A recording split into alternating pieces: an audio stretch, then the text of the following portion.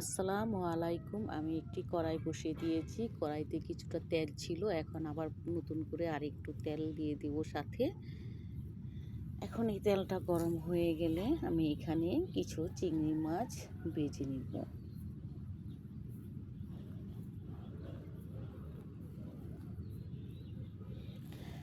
আমি একে একে সবগুলো চিংড়ি মাছ দিয়ে দিব ভাজার জন্য।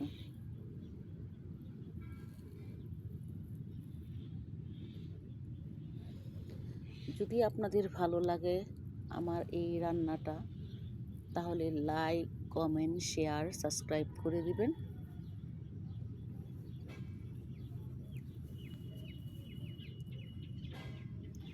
মাছগুলো আমি উল্টিয়ে পাল্টিয়ে নিচ্ছি।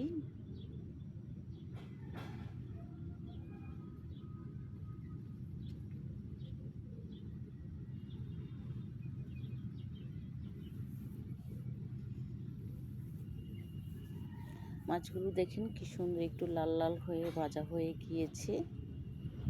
এখন আমি এই তেলটি নষ্ট করিব না, এই তেলের মধ্যেই পেঁয়াজ কুচি এবং কাঁচামরিচ একসাথে দিয়ে ভেজে নেব।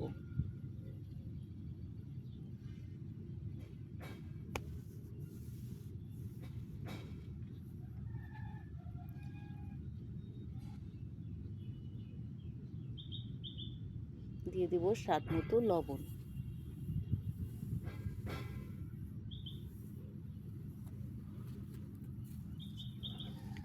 দিয়ে দিলাম মরিচের গুঁড়ো। দিয়ে দেব এখন হলুদের গুঁড়ো।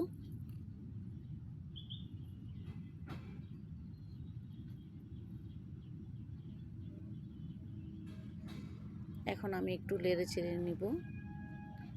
এখন দিয়ে দিব টমেটো কুচি। যে যেখান থেকে আমার ভিডিওটা দেখছেন অবশ্যই ধৈর্য সহকারে দেখবেন। আপনাদের একটি লাইক, একটি কমেন্ট আমাকে আগামী ভিডিও দেওয়ার প্রেরণা জাগায়। দিয়ে দিলাম সামান্য পরিমাণ পানি। এখন আমি এটাকে ভালো করে নেড়ে চেড়ে নিব।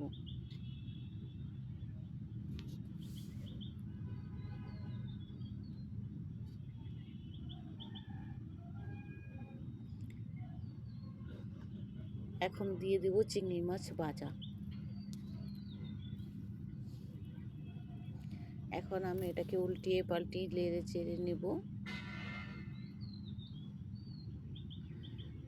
তরকারির রং এবং স্বাদ দুটোই খুব টেস্টি হয়েছিল।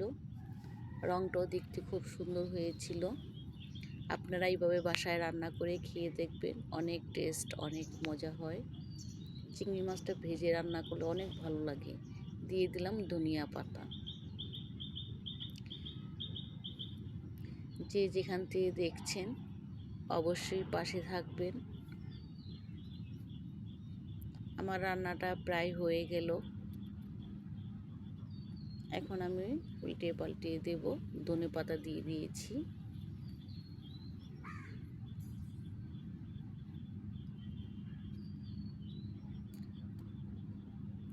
হয়ে গেল আমার চিংড়ি বোনা। আসসালামু আলাইকুম, আল্লাহ হাফিজ।